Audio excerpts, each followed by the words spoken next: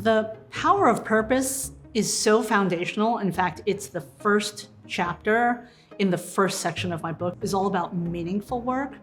So the how behind it varies on the role, of course, and the context in which you're leading.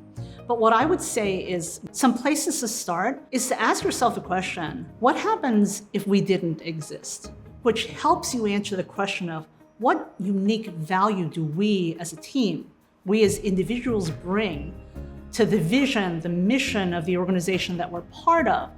And I think the beauty of purpose is that you don't have to be a CEO, you don't have to be a board member, right? You don't even have to actually supervise a team. You can be a team contributor and decide to lead if you connect those dots and you have a deep understanding as to who benefits from your work, who suffers if you don't do your work well.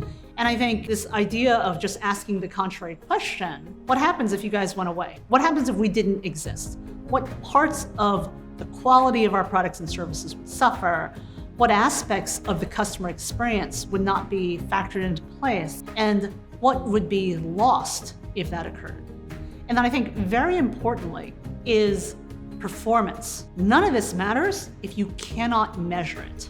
So making sure that you have metrics that measure your contribution and your impact is critical. And another dimension of this book is the fact that we all have stakeholders. Stakeholders are not only your shareholders or investors. They're not only your employees. They're not only your customers.